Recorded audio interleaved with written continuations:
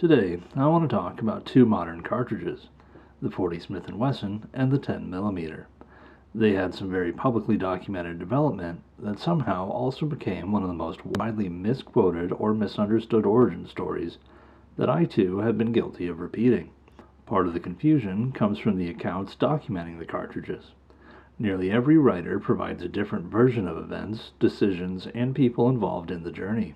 So we're going to take a look at where they actually came from and how an idea that lingered for nearly a century finally became a production reality. And remember, if you think I'm wrong, fight me in the comments. If you can prove I'm wrong, shoot me an email. I'd love to hear from you. .40 caliber was rare throughout most of the black powder era. It wasn't until the early 1800s, as percussion caps were replacing the flintlock, that it found a home in rifles on the American frontier. However, as breech loading and cartridges evolved, it took a back seat to the much more popular .45 caliber. By the time .40 caliber regained its foothold, cartridges were most often made from neck-down .45 cases. By the mid to late 1800s, it could be found in everything from the tiny .41 rimfire to the .450-400 Express.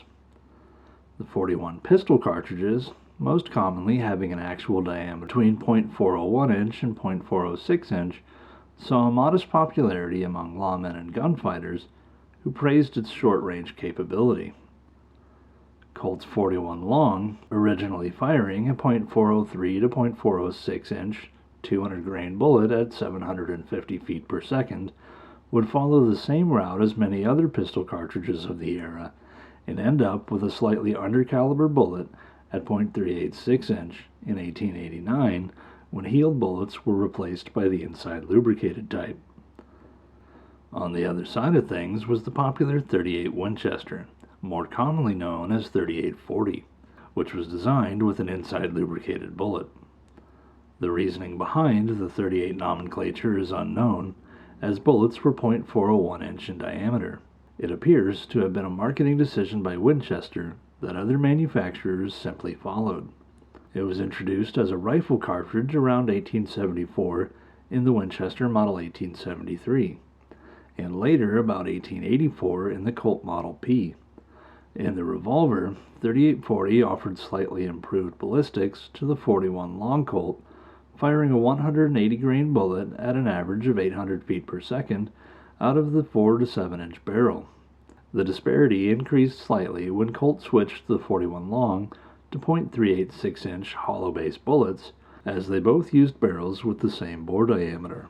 The bottleneck cartridge, however, was not ideal for use in a revolver, as cases would stretch under firing and could bind the cylinder. During the early 1900s, while Smith & Wesson was taking advantage of smokeless powders to improve cartridge performance and release higher velocity special cartridges, Colt focused on their military contracts, and marginal cartridges like the .41 were largely ignored. This might seem neglectful on Colt's part, but it must be remembered that early smokeless powders were often inconsistent or unreliable, leading even professional shooters to stick with black powder loads well into the 1920s. Early automatic pistols also experimented with .40 caliber cartridges, like the 10mm Bergmann and 10mm Mars. On the occasion that these early pistols and ammunition actually functioned, more often than not, the designs and metallurgy were not able to handle the cartridges, and none managed to secure military contracts. The same was true of Colt's .41 automatic, which was actually .386 inch.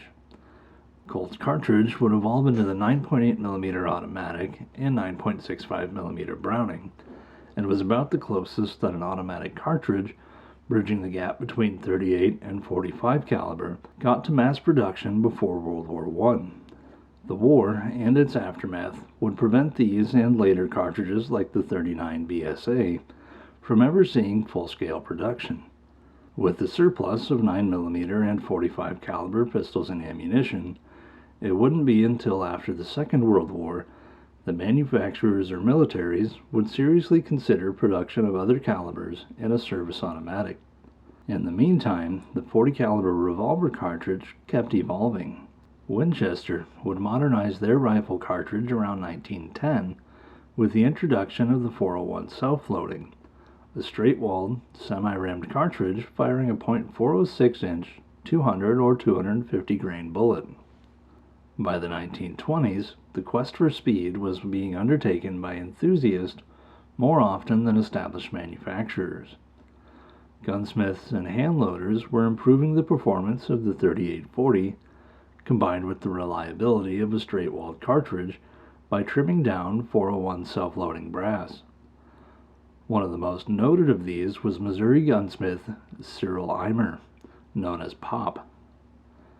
He would trim cases to 1 1/4 inch, use 200 grain 3840 bullets, and DuPont pistol powder No. 3 for a velocity between 900 and 1,000 feet per second. Colt Model 1873 cylinders would be rechambered for the cartridge, known as 40 Eimer Special, and by contemporary accounts proved to be an accurate load with no more recoil than standard 3840. Eimer's work would catch the attention of Colt ambassador John Fitzgerald. Better known as Fitz, he was the longtime public face of the company, being one of the most well-known salesmen and representatives in the country. Fitz would take the idea to Colt's factory superintendent, Fred Moore. In 1932, Moore experimented with improving the 41 Long Colt for use in official police and new service revolvers. The resulting cartridge, with sample lots produced by Remington UMC, used a lengthened 41 case and a .386-inch 210 grain bullet for a velocity of 1,150 feet per second. At the time, no one could predict just how popular such a cartridge would turn out. When Smith & Wesson released the .357 Magnum 3 years later, they had projected moderate sales, but demand quickly ran so high that production would take several years to meet it. During the 1940s, another gunsmith became known for his work with the .40 caliber, Gordon Bozer of New York.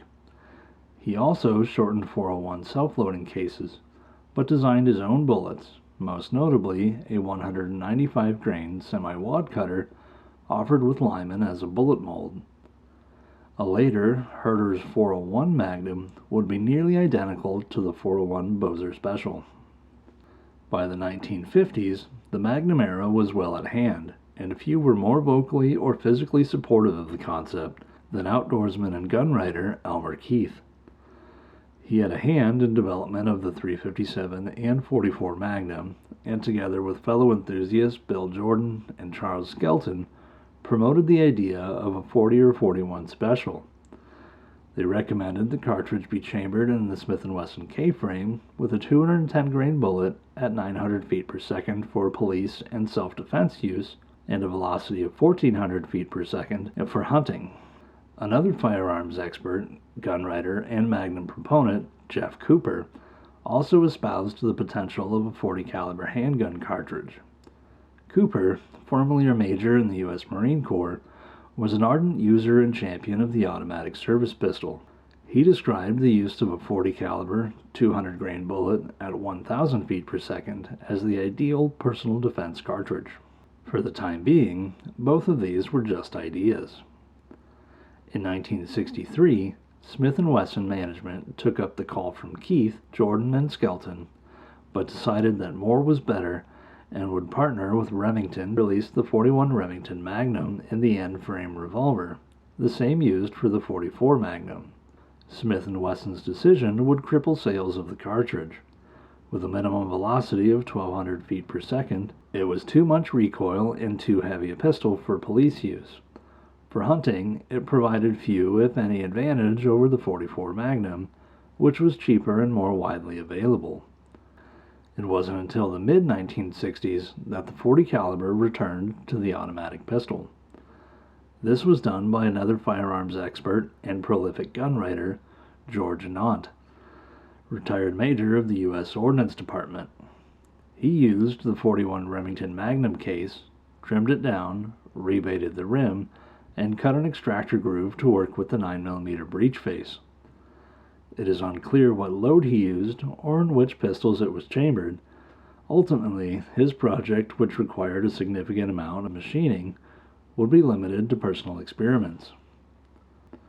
In the 1970s, Whit Collins, editor of Guns and Ammo magazine, picked up on Nant's project and continued development of the concept, presumably under the funding of the magazine.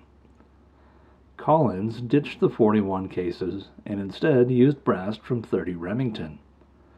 Jeff Cooper joined the project, though his capacity and contributions are unclear. The cartridge and pistol created for the project were featured in a two-part article in the magazine during 1972. .30 Remington cases were trimmed down to .866 inch and reamed to accept a 180 grain 3840 bullet.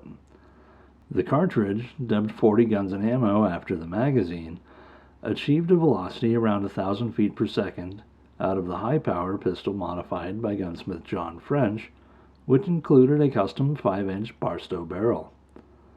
Collins and Cooper continued to collaborate on the project and made a higher velocity version, again featured in a 1977 edition of Guns and Ammo magazine. The 40 G&A Magnum was formed by trimming the belted 224 Weatherby Magnum case to the same .866 inch length and using a 180 grain bullet. The Magnum pushed velocity to 1,200 feet per second. Also during the 1970s, the International Practical Shooting Confederation was created to support the growing competitive shooting market and move away from the static, single-handed bullseye-type competitions. One of the founding members was Jeff Cooper. The organization would prove to be a breeding ground for product innovation, not only among its members, but also the manufacturers that supported it. Through the late 1970s and early 80s, Whit Collins and Jeff Cooper took the .40 caliber project in two different directions. Cooper envisioned a more powerful cartridge for use in a full-size pistol, which he referred to as .40 Super. At the same time, two IPSC members were working to modernize the American service pistol. Tom Dornhaus, gunsmith with Packmeyer Gunworks, and Mike Dixon, with a background in aerospace manufacturing and law enforcement, were former co-workers and in 1979 partnered to produce a .45 caliber pistol based on the CZ-75. While the prototype combat service pistol was taking shape, Tom and Mike reached out to Jeff Cooper to consult on the project. In August 1980, Cooper debuted the pistol prototype at the IPSC Nationals. By 1981, under Cooper's influence, it was decided that the pistol would be produced in the .40 Super cartridge. According to most sources, it was also Cooper who named both the Bren 10 pistol and the 10mm cartridge. Sources conflict on exactly when and by whom the cartridge development took place. It appears that cartridge prototypes were made by John Connolly under the direction of Mike Dixon, who essentially just lengthened Collins' .40 G&A during experiments to find the best case length for reliable feeding. Around 200 prototype cases were made, and velocity of 200 grain bullets supplied by Sierra reached 1,150 feet per second. It wasn't until 1983 that a manufacturer willing to produce the cartridges for a pistol that didn't exist yet was found with the Swedish firm Norma. Norma developed a new powder specifically for the cartridge, and 200 grain, fully jacketed, truncated cone bullets reached a velocity just over 1,200 feet per second. A 170 grain, jacketed hollow point was also offered with a velocity of 1,300 feet per second.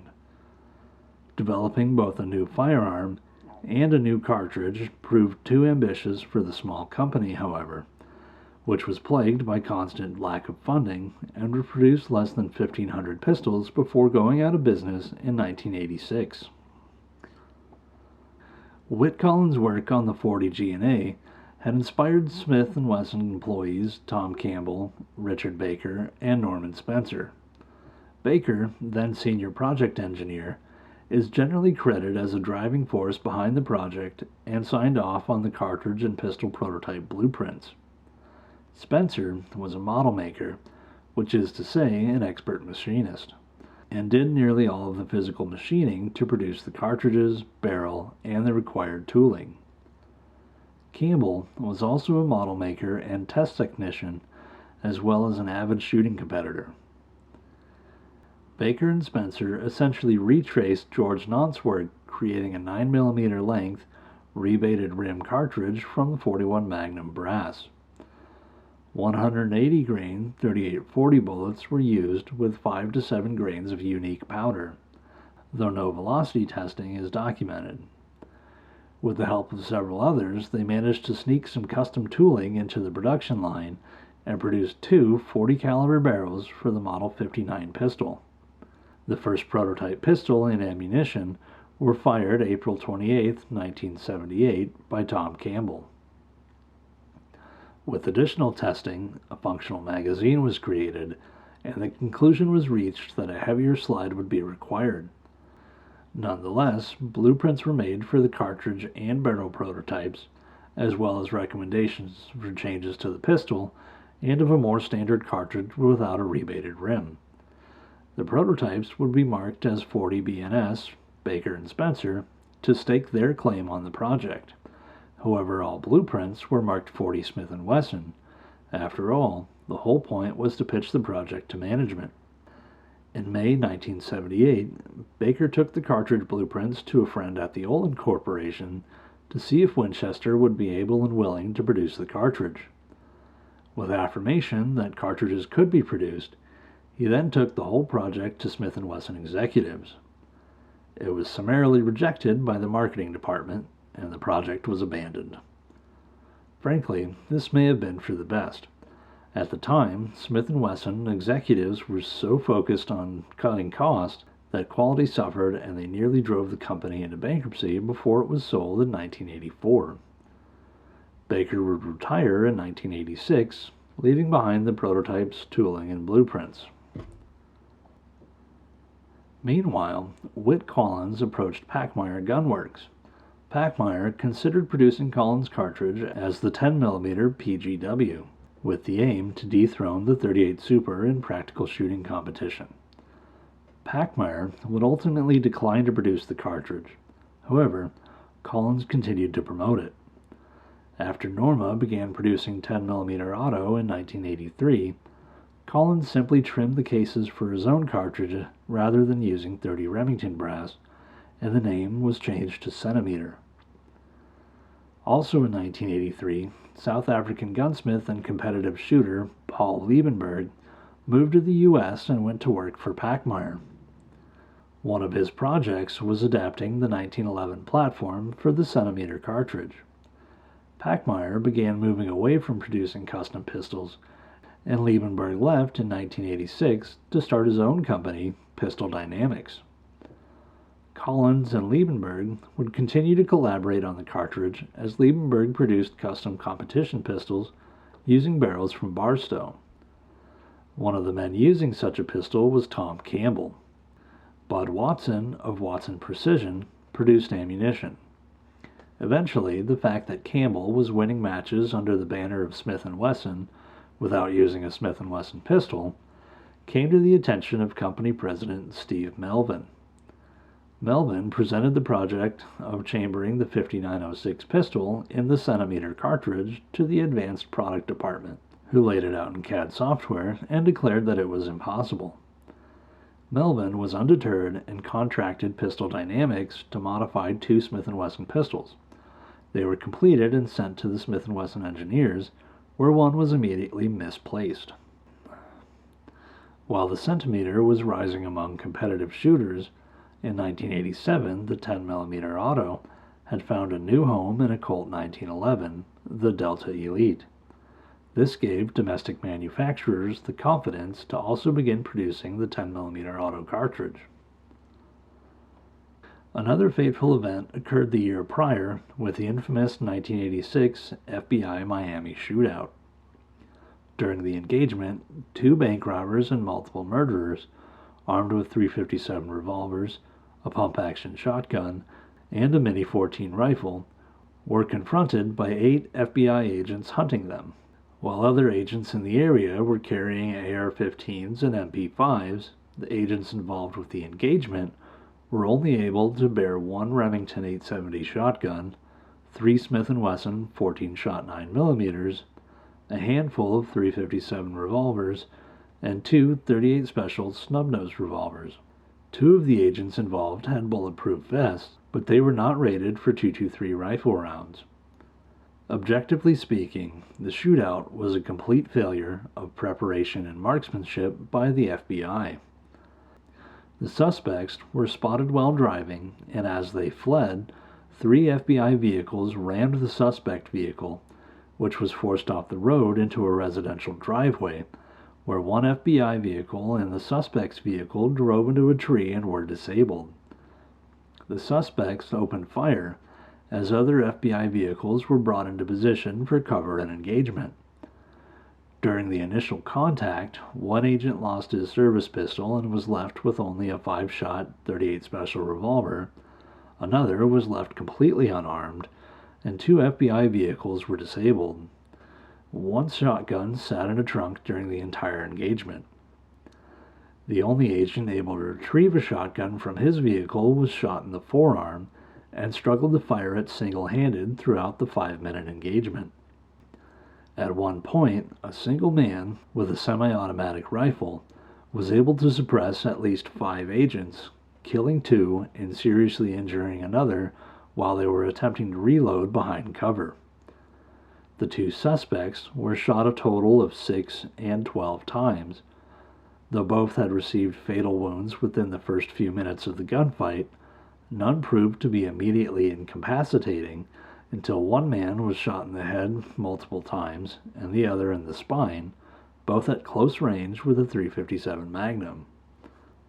Following the incident, the FBI began reevaluating their training protocols.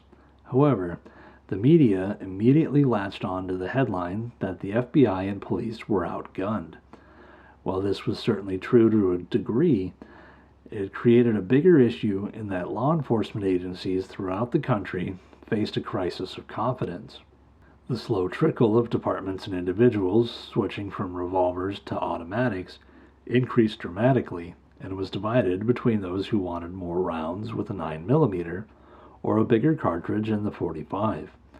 The FBI scheduled testing and repeated the same 36 versus .45 caliber debate that has been ongoing since about 1850. The head of the firearms training unit is quoted as saying, "All other things aside, Miami was an ammunition failure," and his assistant espousing that, quote, "there was no meaningful ammunition testing prior to 1988. For testing cartridges, they dismissed the possibility of overpenetration because 8 out of 10 rounds fired by law enforcement officers engaged in violent encounters do not strike the intended targets." The 1988 FBI ammunition tests were certainly among the first to set a consistent and measurable standard by which ammunition was judged. That standard was a minimum of 12 inches of penetration in 10% ballistics gel, including after the bullet passed through certain barriers. A last-minute addition to the tests was the inclusion of 10mm in a Colt Delta Elite pistol. The initial tests showed that 185 grain 45 ACP at 950 feet per second met the standard to nearly the same degree as did the Norma 170 grain 10mm, which performed the best during testing. However, everyone that fired the 10mm agreed that recoil and muzzle blast were excessive. The test board then hand-loaded 180 grain bullets in 10mm cases for a 950 foot per second velocity to match the .45. Additional testing showed that all 3 cartridges met the FBI standard to a nearly identical degree. This testing has seen the same measure of controversy and blind acceptance as the 1904 Ordnance Department tests. It should be pointed out, however, that apart from the 10mm, only ammunition already issued by the FBI was tested, and that the FBI was adamant upon disclosing their findings that their goal was not to find the ideal police bullet, but rather to learn what rounds had the highest probability of success under the conditions determined appropriate for the FBI's needs. The 10mm was officially announced as the FBI's new cartridge in 1989. This decision was not without its own controversy. The head of the Firearms Training Unit publicly declared that 9mm and .45 ACP were old and had no further development potential, while privately confiding that he couldn't request funding from Congress for a .45 caliber pistol when the U.S. military had just switched to 9mm. The reality of the situation was that the currently issued SIG P220 would have met all the FBI's new standards, but the 10mm light was chosen as a compromise to meet the concerns of those who wanted higher capacity and those who wanted .45 ACP performance. In 1989, the FBI contracted with Federal for 100,000 rounds of the 10mm light cartridge, and with Smith & Wesson for 9,500 units of a new 10mm handgun, the Model 1076. Meanwhile, the project to chamber the centimeter cartridge in the 5906 had been successful, and another new model began production setup, the 4006. Contracts to produce the centimeter cartridge fell through, though, with rumors of Smith & Wesson objecting to royalty fees demanded by Collins. The truth is probably a bit more complicated. Those backing the centimeter cartridge had expected it to be marketed as a competition round. Smith & Wesson saw a different opportunity. Knowing about the FBI's 10mm light and seeing the sales potential of a 9mm sized gun firing a ballistically identical cartridge would have with police departments, Smith & Wesson contracted with Winchester for the production of the 40 Smith & Wesson, which was just a slightly shorter version of the centimeter. The new cartridge and pistol were debuted at the 1990 SHOT Show. It is rumored that Gaston Glock himself not only attended, debuting the new 10mm Glock 20, but also personally stole several 40 Smith & Wesson sample cartridges from their display booth. Upon seeing that the Glock 17 could fire the cartridge with little more than a barrel change, Glock immediately began designing what would be the Model 22. In fact, Glock was able to produce and distribute the Model 22 about a week before Smith & Wesson 4006 pistols began shipment for distribution themselves. While this likely didn't affect sales, it was an embarrassment for Smith & Wesson, who had long underestimated the Austrian firm. The debut of the 40 Smith & Wesson cartridge was also painfully awkward for the FBI. It was the embodiment of what they had wanted, but they found themselves in possession of 100,000 rounds of 10mm ammunition and stuck in a contract for pistols that were unnecessarily large, unnecessarily heavy, with a lower capacity than the 4006. As the contract pistols began to come in, the FBI spared no opportunity to remark on defects and return pistols back to Smith & Wesson for repair. In 1993, with only 2,400 Model 1076 pistols produced, Smith & Wesson and the FBI dissolved their contract. After another lengthy and bureaucratic selection process, the FBI adopted the 40 Smith & Wesson in 1997, along with the Glock Model 22. As the 40 Smith & Wesson rose to become the standard cartridge among law enforcement agencies throughout the U.S., the 10mm nearly faded into obscurity as a niche handgun hunting round. Around the mid-2010s, however, their fates began to change. The 10mm saw a resurgence of interest as a versatile, multi-purpose cartridge, and the 40 Smith & Wesson began being replaced in the service pistol once again by the 9mm. The story of the 40 caliber cartridge is something of an ironic one. Since 1800, it has been introduced and fallen out of favor about every 40 years, with each new iteration being touted as the modern incarnation of the ideal cartridge. The 40 caliber automatic is no exception.